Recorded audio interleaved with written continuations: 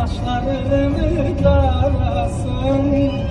Seni seven bu yalçayın sahilinde kalasın.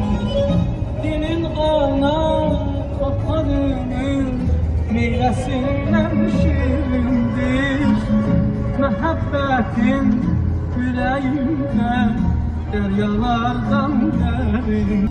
Balığız bu vardır, göçeklerin köçeği ise bu balığız bu vardır. Hayatı O Amsterdam.